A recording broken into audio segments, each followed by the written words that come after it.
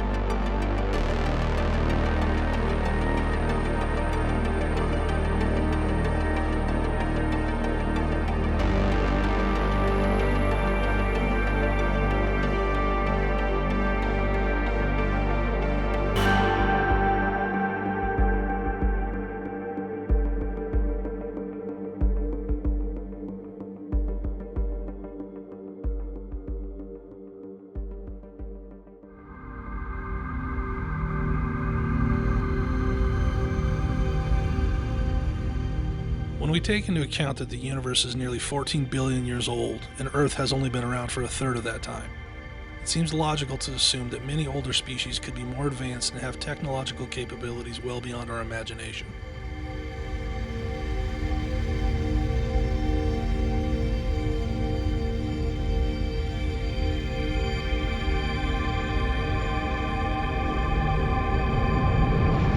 That considered, along with the perfect habitable qualities that Earth possesses, makes our planet an ideal target for advanced intelligent life to seek out and want to explore.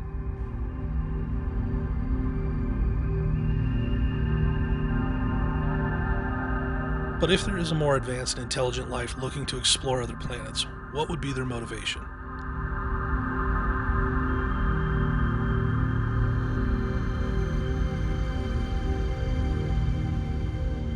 Would it be simply for exploratory and educational purposes, to observe and gather data?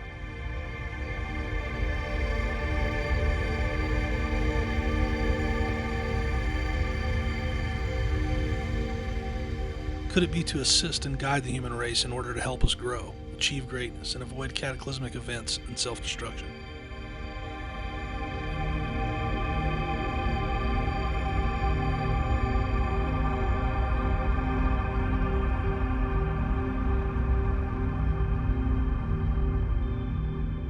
Could they be seeking refuge from a dying planet or solar system, in which case their intentions may be survival or colonization?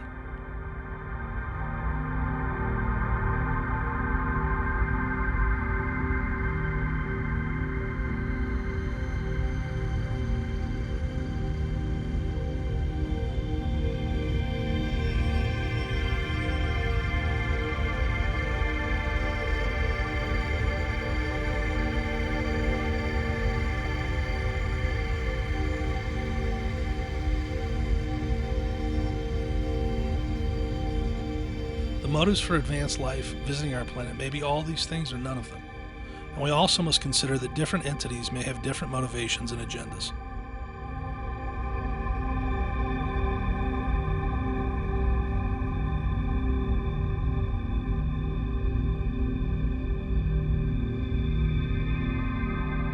In this documentary, we're going to examine the most prolific reported encounters from the most often described extraterrestrial entities that may be visiting our planet. The GREYS.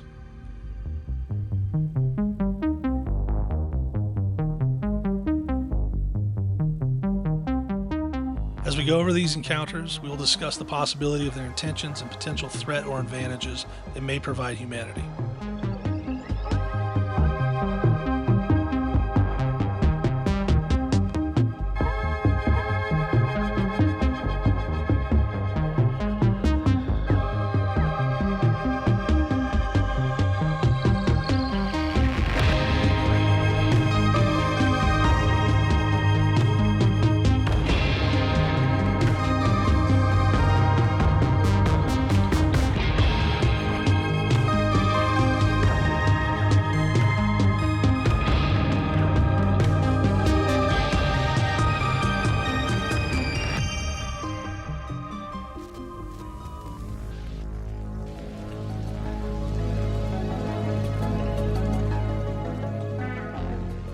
Prior to the termination of Project Blue Book, a U.S. Air Force program created to investigate the UFO phenomenon and headquartered at Wright-Patterson Air Force Base from 1947 to 1969, there were a total of 12,618 reported sightings.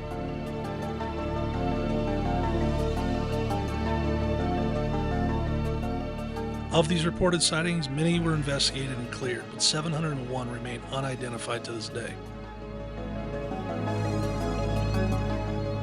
After its termination, the public message and official stance from the government was laid out with these three specific points.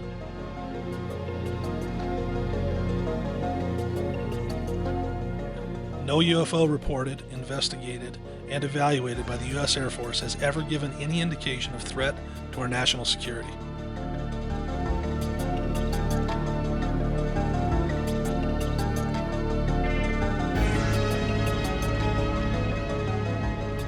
Two, there has been no evidence submitted to or discovered by the U.S. Air Force that sightings categorized as unidentified represent technological developments or principles beyond the range of present-day scientific knowledge.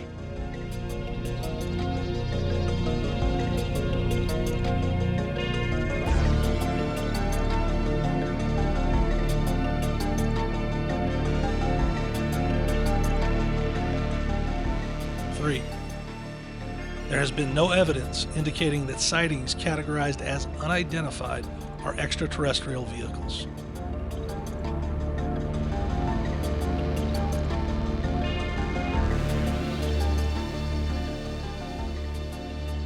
While all ufologists will concede that it is impossible for all reported alien sightings and encounters to be authentic and truthful, they cannot help but believe that the government clearly knows more than they divulge.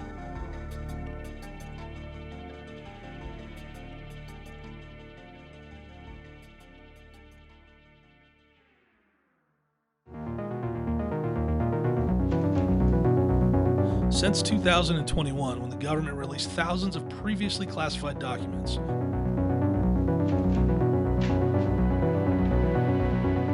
we are starting to see that some claims have moved from conspiracy theories to undeniable facts, confirming what has been said repeatedly by insiders.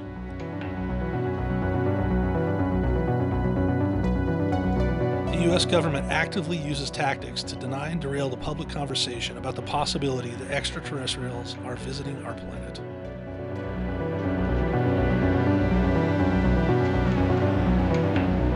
Of all the reported direct sightings and encounters with alien beings, the most commonly described and categorized since the 1960s are of what have become known as the gray aliens.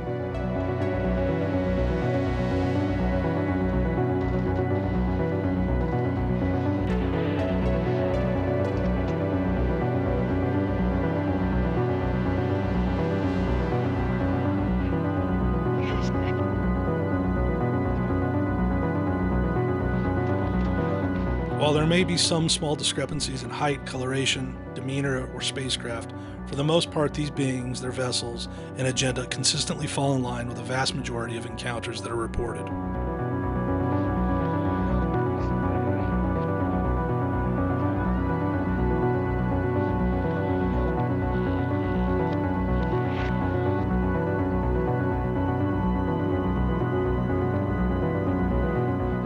These extraterrestrials, known as the gray aliens, and also have been referred to as Zeta Reticulans or Roswell Greys, are almost always described by witnesses as typically gray-skinned humanoid beings.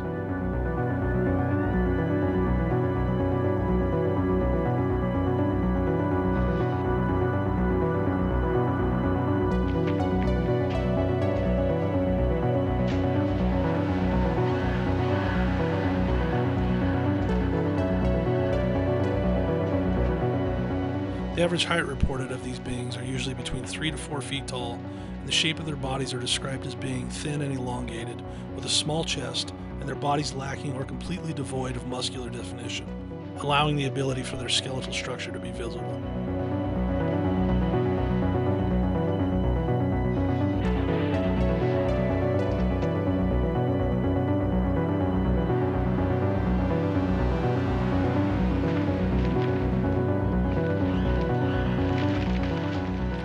Legs are commonly depicted as being short and proportioned differently than we are used to with the human form.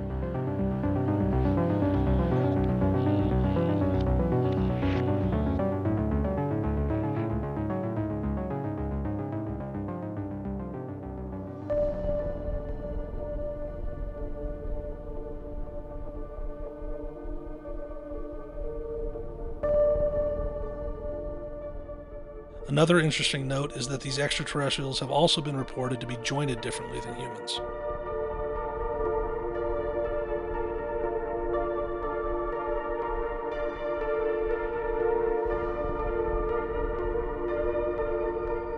The appearance of these beings are similar to humans. The features of these beings are very reduced and in some cases completely lacking.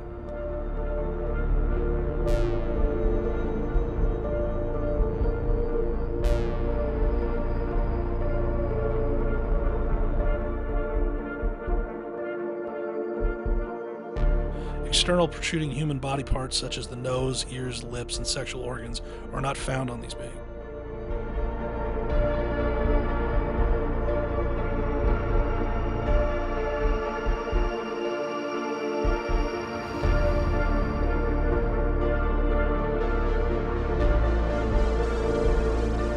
In visual depictions of the Greys, they are almost always shown with very large, opaque black eyes, which are frequently described as shorter than the average adult humans.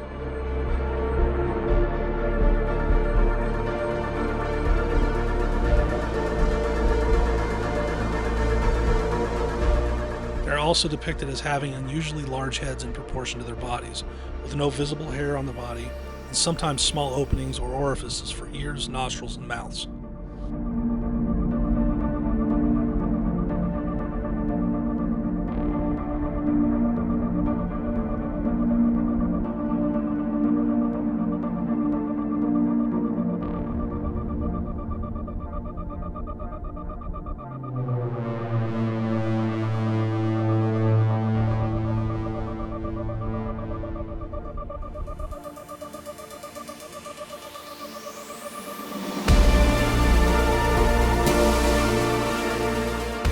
Because of the many similarities in appearance to humans, some ufologists have wondered if it is possible Greys are related to humans, and even considered that they could be time travelers from thousands of years in the future.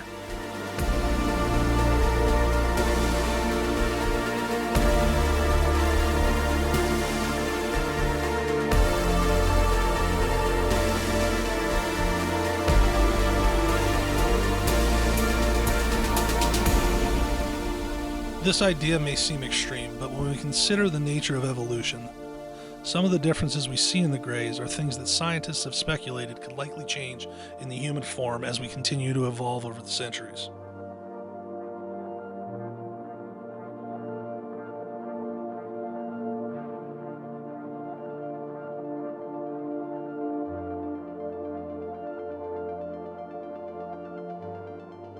Another possibility that experts in the field of ufology have speculated on are that these beings may be wearing skin-tight suits that serve as protection against potentially harmful elements in the Earth's environment.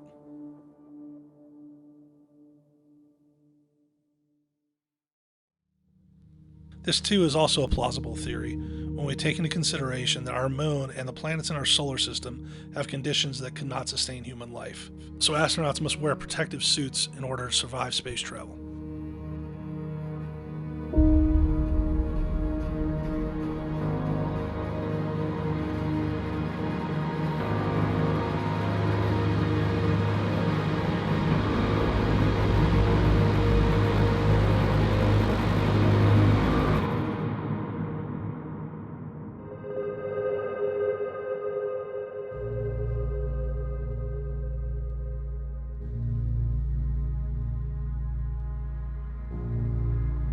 If these entities are wearing suits, then it's entirely possible that the beings we have come to know as the Greys may not be Grey at all, and could also possess features and anatomy different from what we believe.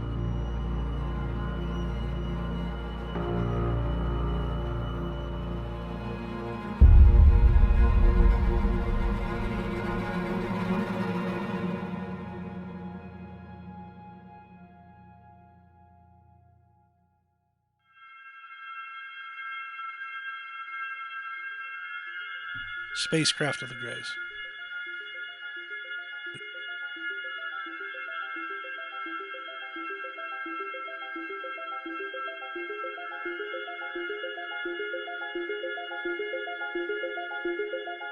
Of the reported sightings and encounters, Grey aliens are most commonly linked to the flying saucer as their spacecraft.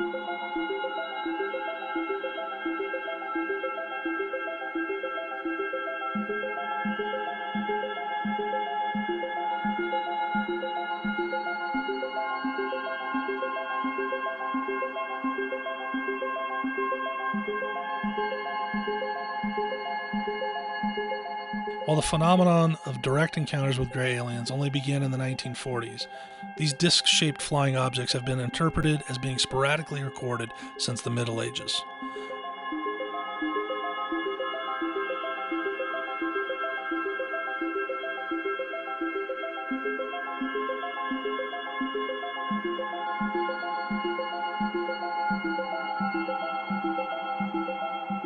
One notable story is from January 25, 1878. The Denison Daily News printed an article in which a local farmer, John Martin, reported seeing a large, dark, circular-shaped object resembling a balloon flying at what he described a wonderful speed. Martin said it appeared to be about the size of a saucer from his perspective. This is one of the first uses of the word saucer in association with the UFO.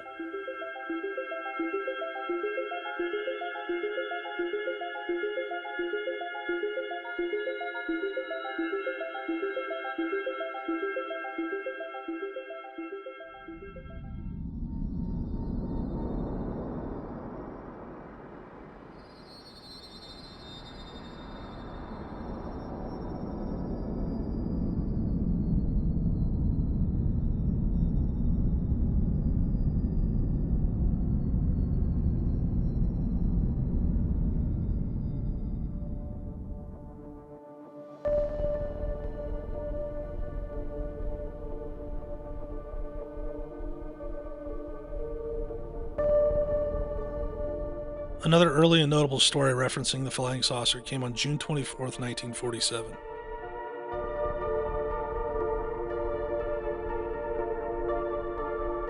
This account is the highly publicized sighting by Kenneth Arnold. His story resulted in the popularization of the term flying saucer by U.S. newspapers. Although Arnold never specifically used the term flying saucer, he was quoted at the time as saying that the shape of the objects he saw was like a saucer, disc, or pie plate, and several years later added that he had also said the objects moved like saucers skipping across water.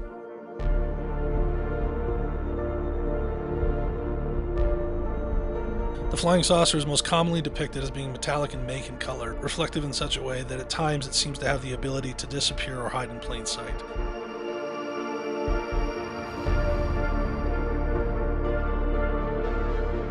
Sightings at night almost always report a string of lights around the saucer.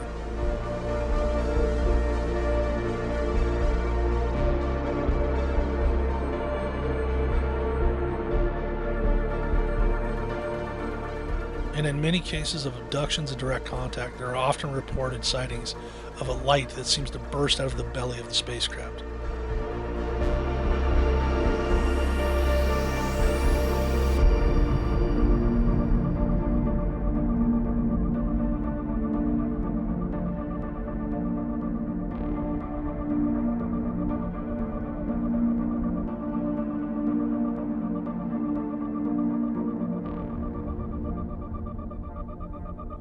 When it comes to the movement and capabilities of these spacecrafts, witnesses always report that the UFOs have the ability to move with precision and at speeds unlike any known aircrafts humanity has at its disposal.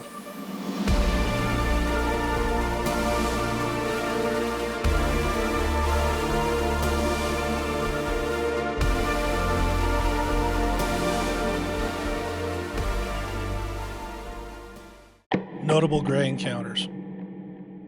The Roswell Incident, 1947.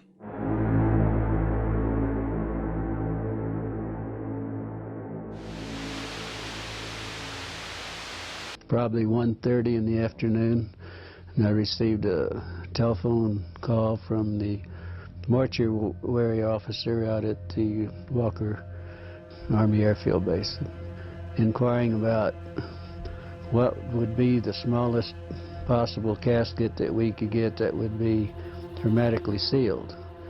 He had gone out to the car and brought back in some metallic debris. I believe it was in a box. Well, the most unusual part of this whole thing was what was on the I-beam, on the inner surface of the I-beam. Because as you look at it head on, there appeared to be a type of writing on the mainframe itself. This writing was definitely a purplish violet hue, Is it possible you might have mistaken it for Russian, Japanese, any other language? No way. Mr. Burnett told me that when he was coming back from one of his field trips, he'd run onto a flying saucer that had burst open, and there were 4 beings on the ground. They had very large heads that were shaped larger on the top, and they kind of tapered down. Not to a real sharp point, but just tapered down where they were thin. And they had very large, oval-shaped or almond-shaped, I guess you could say, black eyes. There was 3 bodies. She said 2 of them were very mutilated. One looked like it might have walked out, or that it, might have lived a little while. It was the very next morning, some friendly person, probably from Clinton Anderson's office, called us from Washington and said, we understand that you have some information, and we want to assure you that if you release it on this matter, because it's not supposed to be released, it's very possible that your license could be in jeopardy, and so we suggest that you not do it.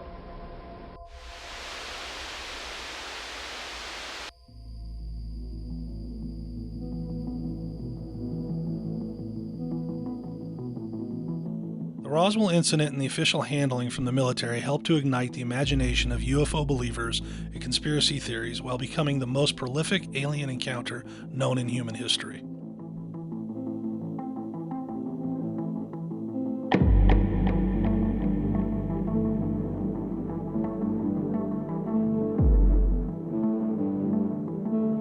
The Roswell Incident occurred amid the flying saucer craze of 1947.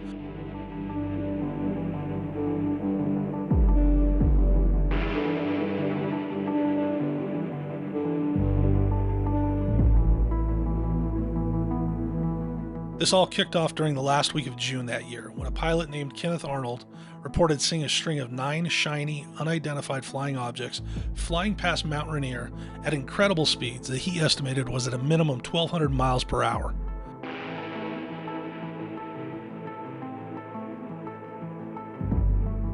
This was the first post-World War II sighting in the United States that garnered nationwide news coverage, and it is credited as being the first of the modern era of UFO sightings.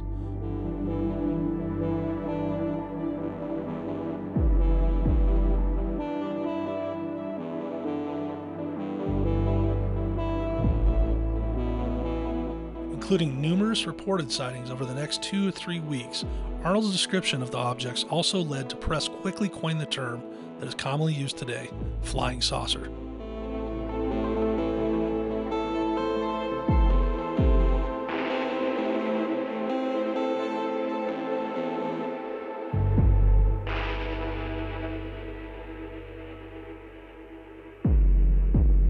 The William Ware Mac Brazel Incident.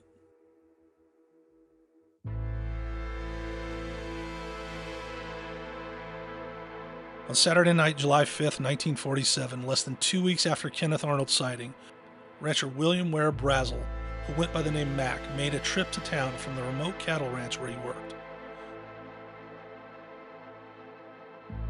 The shack at the ranch where he stayed had no telephone, running water, nor electricity, so Brazel was isolated from the outside world and thus completely unaware of the flying saucer phenomenon that had occurred over the previous 10 days.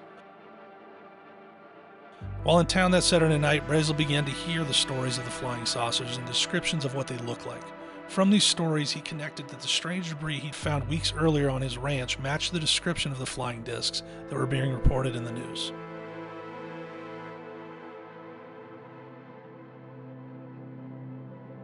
The debris he had found, tinfoil-like metal, rubber, and thin wooden beams, had all been scattered across a square mile of his ranch. He had thought the debris was highly unusual, but never considered that it could be anything from another planet.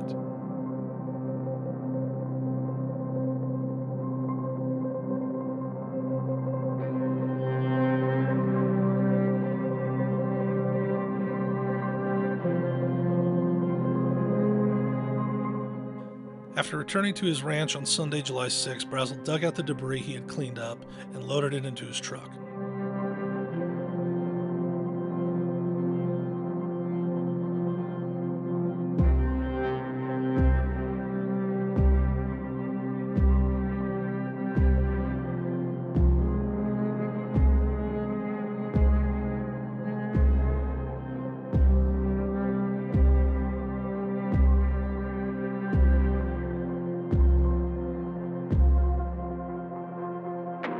following day, he took it to the sheriff's office in Roswell, who contacted the Roswell Army Field to report the evidence they had in their possession. Major Jesse Marcel, a lieutenant colonel in the United States Air Force who had previously helped administer Operation Crossroads, the 1946 atom bomb test, came to meet the sheriff in Brazel to investigate the debris.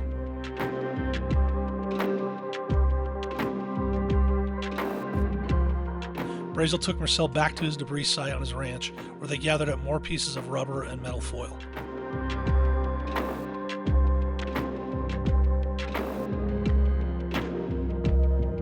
On Tuesday morning, July 8th, Marcel took the material to his base commander, Colonel William Blanchard.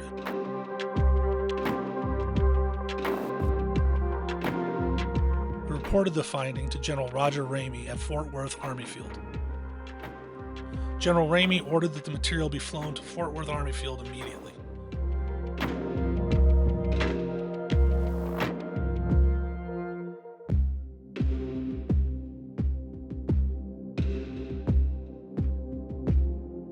And on July 8, 1947, Roswell Army Airfield issued a press release stating that they had recovered a flying disc.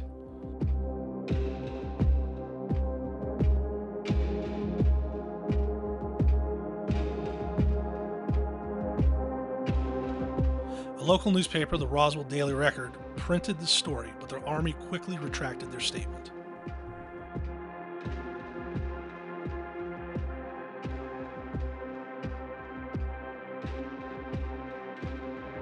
Since the retraction of the story, the U.S. government has maintained that the debris of the crash was from high-altitude weather balloons that were part of the top-secret military surveillance program, Project Mogul.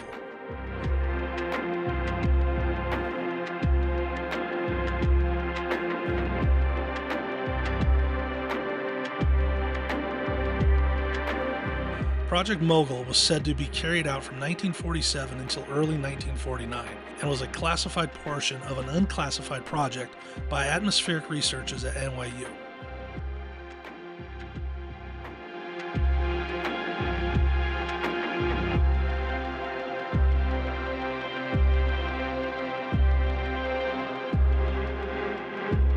This project was conceived by Maurice Ewing, an American geophysicist and oceanographer who had previously researched the deep sound channel in the oceans. He theorized that a similar sound channel existed in the upper atmosphere. He believed that at a certain height, where the air pressure and temperature result in minimal speed of sound, that sound waves would propagate to stay in the channel due to refraction.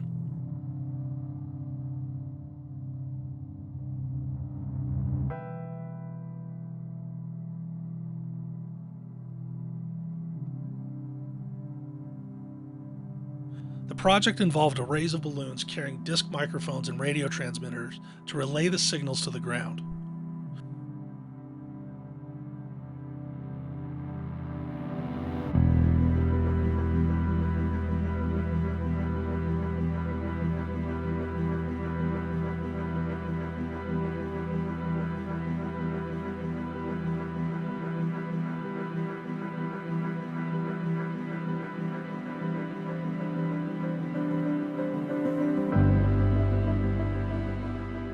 According to the military, Project Mogul, sometimes referred to as Operation Mogul, was a top-secret project that involved microphones attached to high-altitude balloons, and that the purpose of this was to gain the ability of long-distance detection of sound waves generated by Soviet atomic bomb tests.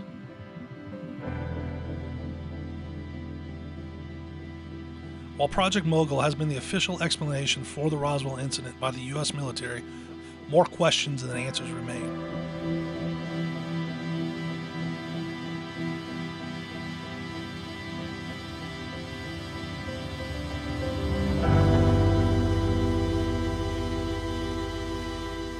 The unanswered connection and dismissal of Kenneth Arnold's sighting and the account of 9 shiny, unidentified flying objects near Mount Rainier that was reported prior to is often pointed to as more proof of a cover-up.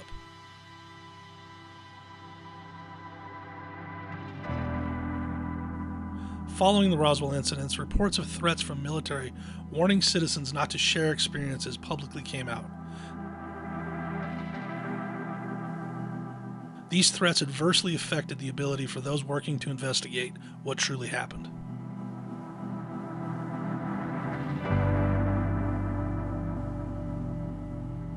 While the military's measures stalled investigations, it did not stop the most incredible eyewitness claims that came out.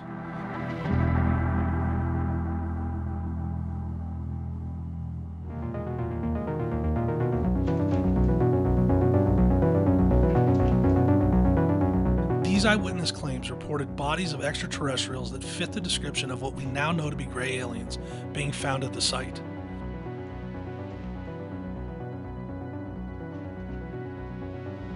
They claimed that the government was concealing the bodies of these beings and have gone to extreme measures to study them and the debris while continuing to spread misinformation and attacking the credibility of the eyewitnesses.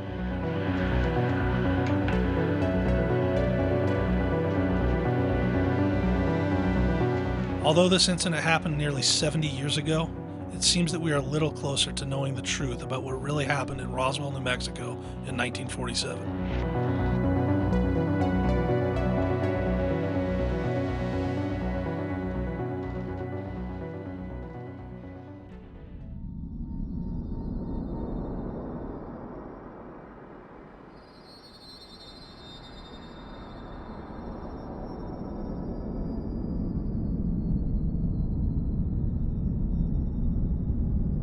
The Barney and Betty Hill abduction case, September 19, 1961.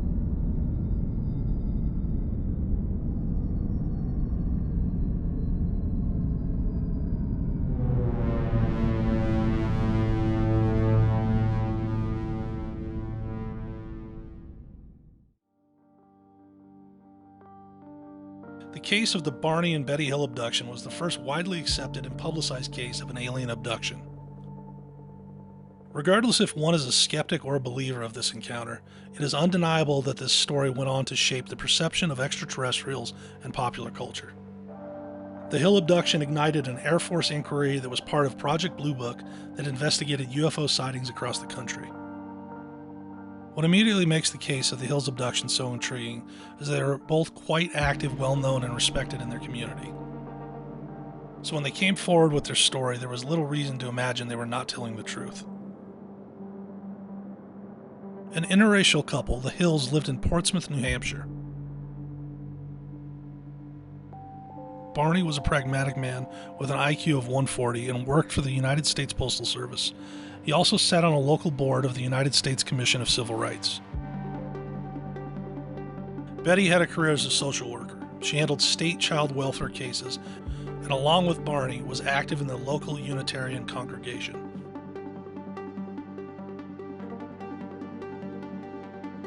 September 19, 1961, the night of the abduction.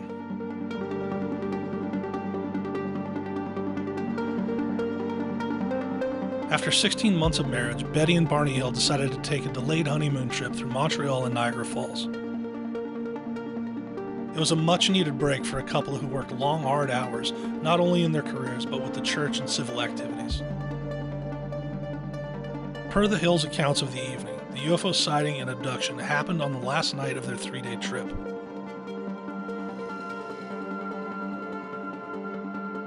The couple stopped at a Vermont diner and had coffee before getting back on the road around 10 p.m. If they pushed through, Barney thought that they could beat the wind and rains from approaching hurricane and arrive safely back at their home in Portsmouth between 2 a.m. and 3 a.m.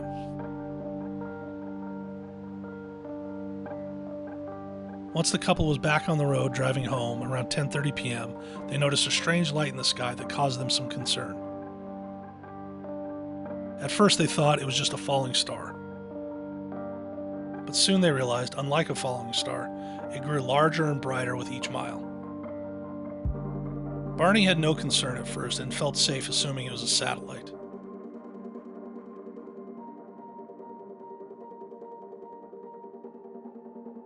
But as the couple continued driving, they began to notice that the light seemed to be possibly mimicking the car's movements while they drove down the winding mountain road. At this point, the light begins to behave in ways that made no sense to the couple. Zigging and zagging, ducking past the moon and behind trees and mountain ranges, only to reappear moments later. It felt to them at times that the light was almost taunting them by moving nearer and then retreating.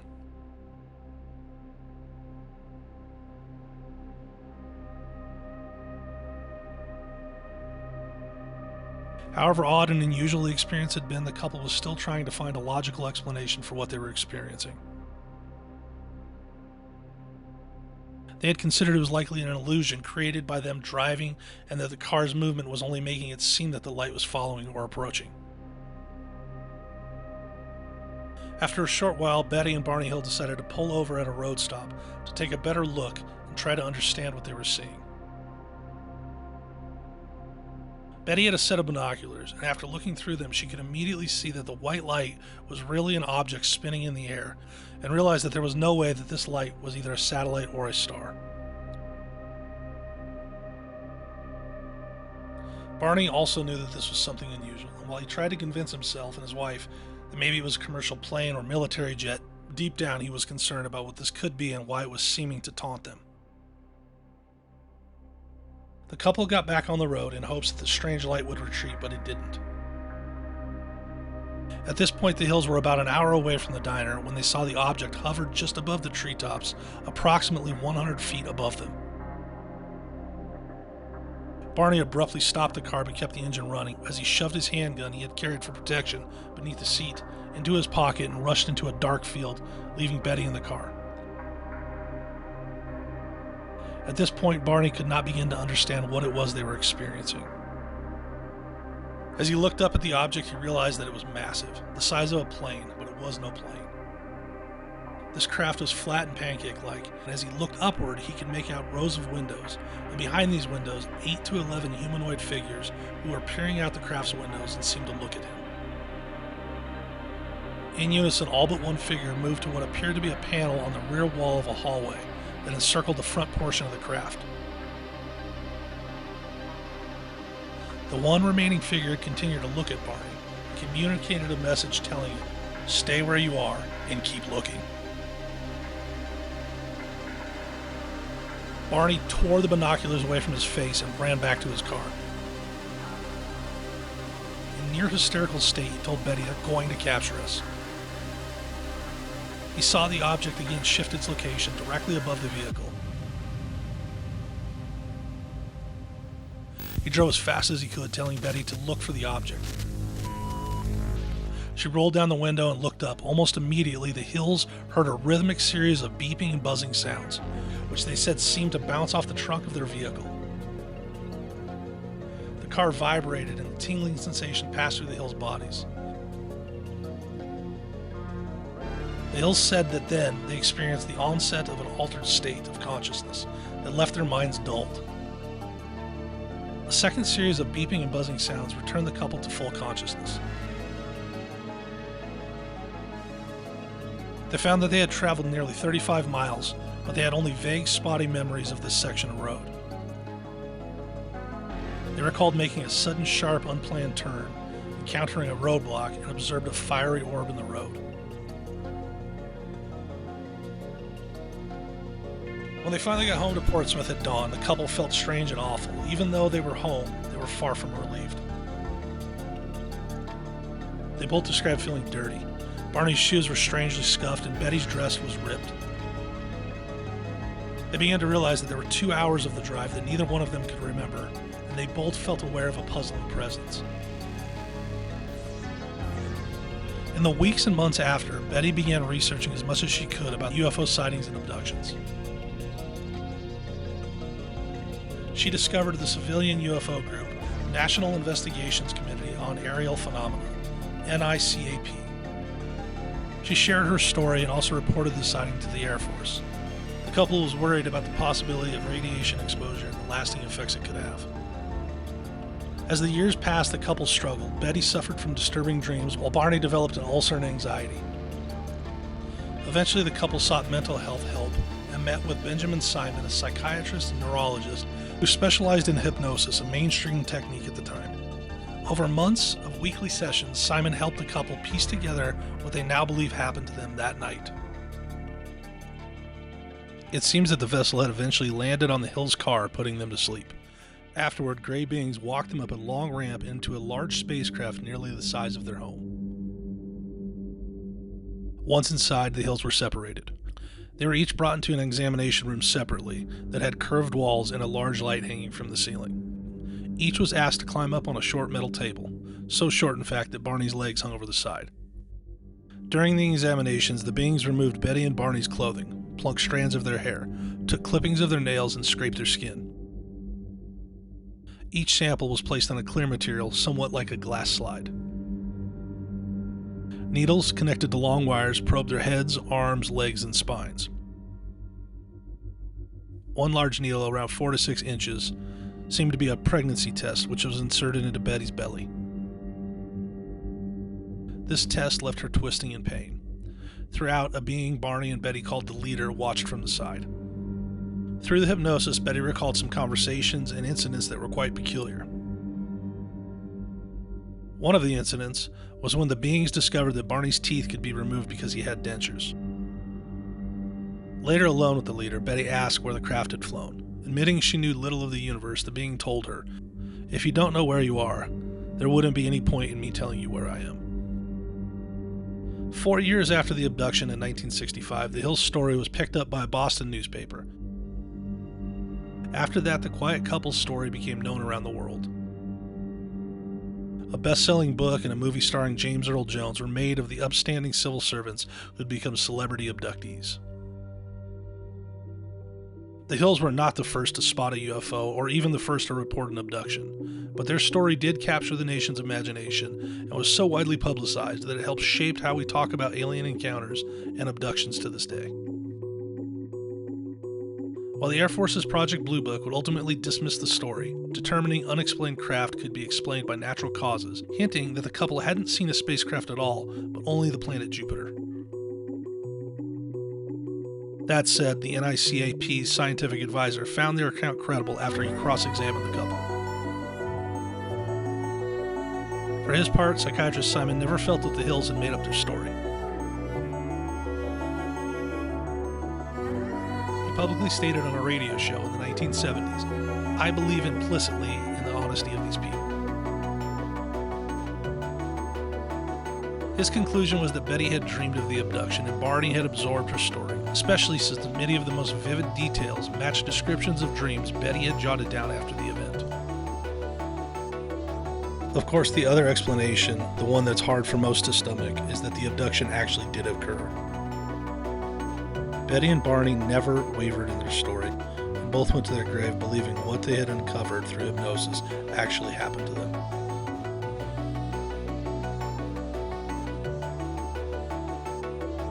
Like many abductees, the couple never felt false memory or sleep paralysis explained what they experienced. Betty became a known voice in UFO research and claims she was visited multiple times in the decades to follow.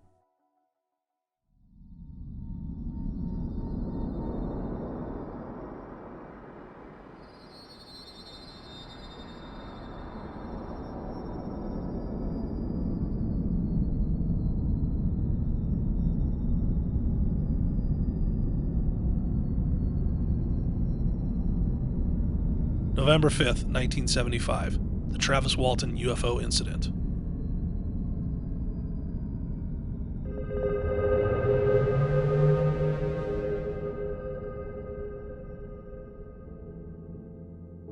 The Travis Walton UFO incident was an alleged alien abduction of American forestry worker Travis Walton by a UFO on November 5th, 1975, while he was working in a national forest near Snowflake, Arizona. For 5 days and 6 hours, Walton was missing. After days of searching with scent dogs and helicopters, Walton says he reappeared by the side of a road near Heber, Arizona. The Walton case received mainstream publicity and remains one of the best-known alien abduction stories in the world. In 1978, Walton wrote a book about his abduction entitled The Walton Experience, which was later adapted into the 1993 film Fire in the Sky. Walton, while riding in a truck with 6 of his co-workers, allegedly encountered a saucer-shaped object hovering over the ground approximately 110 feet away, making a high-pitched buzz. Walton claims that when he got out of the truck and approached the object, a beam of light suddenly appeared from the craft and knocked him unconscious. Terrified, the 6 witnesses watched as Walton seemed to be abducted by the spacecraft. Not knowing how to aid Travis, they took off to seek help. Walton claimed that he awoke in a hospital-like room being observed by 3 short beings that matched the description of gray aliens.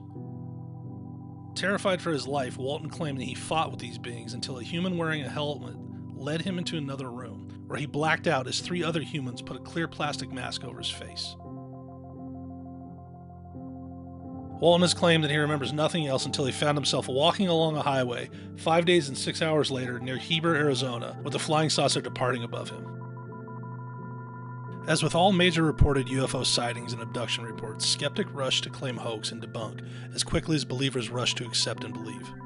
Travis Walton case is no different, and it has been subjected to a high amount of scrutiny based on the fact that he remembers very little and that the story seems to be inconsistent at times. Some of the things skeptics were quick to point out as proof of a hoax were that the Navajo County, Arizona Sheriff's Department categorized Walton and his older brother and his mother as longtime students of UFOs. They also go on to say that this is an example of a UFO hoax promoted by a credulous media circus, with the resulting publicity exploited by Walton to make money. One notable UFO researcher, Philip J. Klass, agreed that Walton's story was a hoax, perpetrated for financial gain. He identified many discrepancies in the accounts of Walton and his co-workers. And after investigating the case, Klass claimed that the polygraph tests were poorly administered and that Walton used polygraph countermeasures such as holding his breath, and that Klass uncovered an earlier failed test administered by an examiner who concluded the case involved gross deception. However, on the other hand, ufologist Jim Ledwith said, for 5 days the authorities believed that he had been murdered by his co-workers, and then he was returned. All of the co-workers who were there, who saw the spacecraft, they all took polygraph tests, and they all passed except for one, and that one was inconclusive. What is agreed to and accepted by both skeptics and believers is that these polygraph tests were administered. And the truth is, when it comes to polygraph tests, people do try to deceive them all the time. But it seems highly unlikely to imagine 6 of the 7 people corroborating the same story were able to pass the exam. Another skeptic who weighed in was cognitive psychologist Susan Clancy. She proposed that Walton was likely influenced by the NBC television movie The UFO Incident, which aired 2 weeks before his own claimed abduction. She stated that Walton's story shares commonality with all other alien abduction claims that are made after such stories appear in films and on television.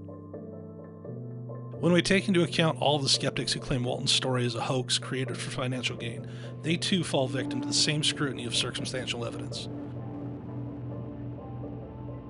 Each one of the naysayers present an opinion about Walton and his claims based on their interpretation and investigation of the accounts. However, they can provide no hard evidence to support their claims of a hoax. What is left that remains very hard to explain for anyone are 2 things. 1. If Walton made this all up nearly 50 years ago, where was he for the 5 days he was missing, while the sheriff department was convinced he had been murdered and searched for his body using scent dogs?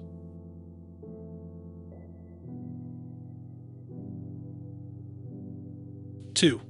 Walton has always stuck by his story, as have his co-workers, who were with him in the night of the abduction.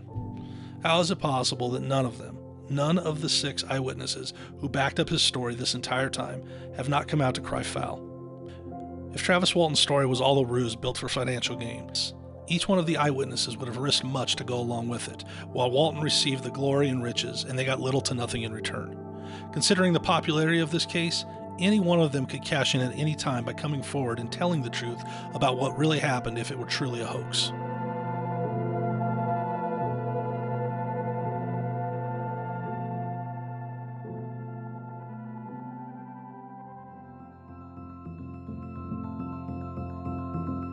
The fact of the matter is this. With most cases of alien abductions and UFO encounters, the best we are offered is stories from the abductees and circumstantial evidence in favor of the account. In some of the best cases, we are given multiple eyewitnesses who corroborate a story. But that doesn't stop the naysayers and skeptics. Even in cases with incredible amounts of witness, such as the Phoenix Lights, skeptics refute these claims and work tirelessly to debunk, but also offer only opinion and circumstantial evidence to back up their disbelief. The three cases we covered here, Roswell, Betty and Barney Hill, and Travis Walton, are really no different. Even though with the Roswell case we are left with some verifiable hard evidence in the way of debris, we are not able to examine it ourselves and are left with the accounts of the nature of the debris that is described as otherworldly by some witnesses and nothing unusual by our military. The choice is then left up to the individual to decide. If we choose to believe that gray aliens do indeed exist and have visited our planet and had encounters with humans, then the questions are, do they pose a threat, and what have they come for?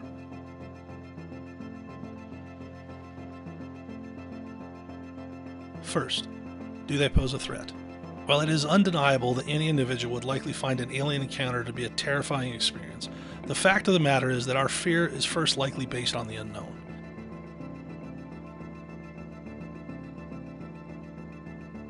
This is compounded by fabulous works of science fiction storytelling through books, radio shows, television, and films, where we are presented with more examples of aliens being menacing and murderous creatures than peaceful and intelligent. Along with this, the secrecy, suspicious handling, and deception by world governments to debunk and bury every report of UFOs and alien encounters only lead to more unknowns that perpetuate more fear. If we are to believe in the stories of these three encounters, the simple truth is that the Greys have never posed a threat of violence to humanity.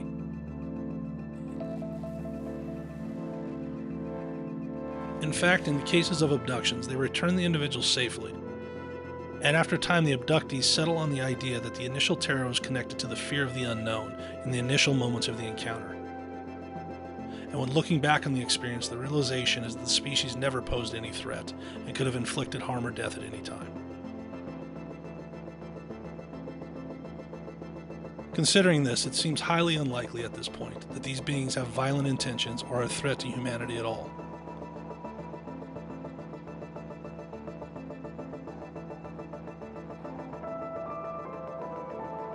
As for the second question, why have they come? For now, the best we can consider is that their interest is likely to be in line with that of our own. Explore and learn. That said, what is worth comparing and considering when trying to understand the motivations of Greys visiting Earth is this. As our technological advancements continue and our abilities to travel to remote planets grow, will we simply remain observers who gather information? Or will we set our sights on planets with ideal conditions for life, gather information slowly in order to fully understand the life that inhabits these planets and the challenges it would take to colonize and take over? I believe that our history holds that answer.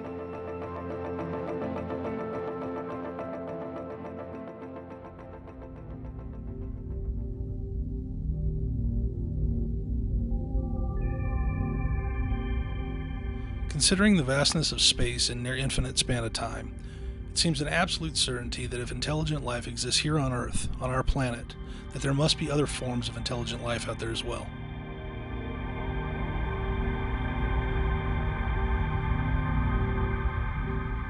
Within man's technological history, we have accomplished great feats and are on our way to so much more.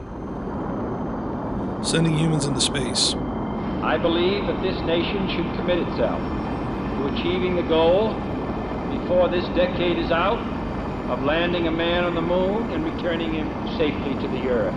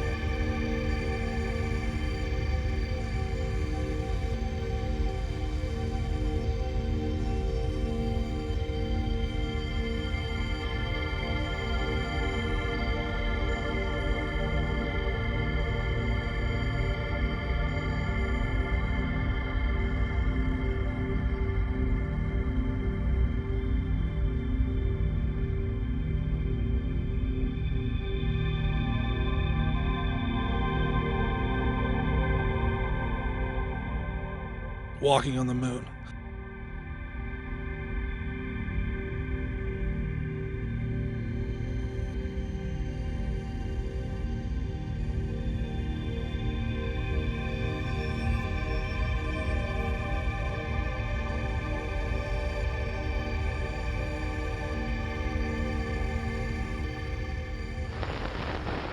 I'm going to step off the limb now.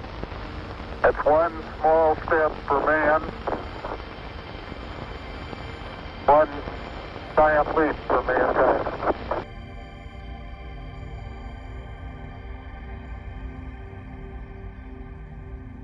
Successfully landing a rover on Mars to collect and gather information and insight on our galaxy and its history.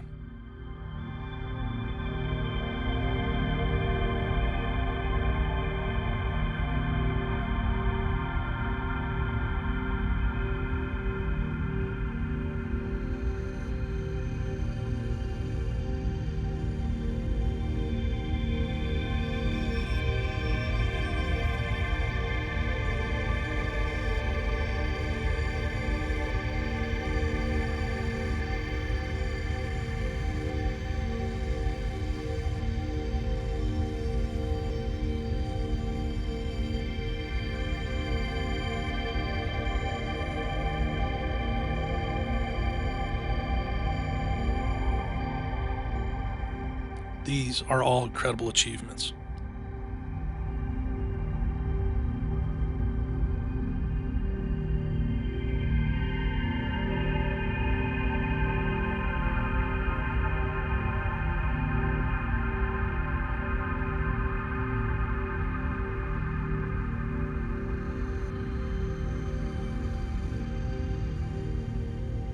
If we have the ability to travel these great distances today, where and potentially when could we go in the not-so-distant future?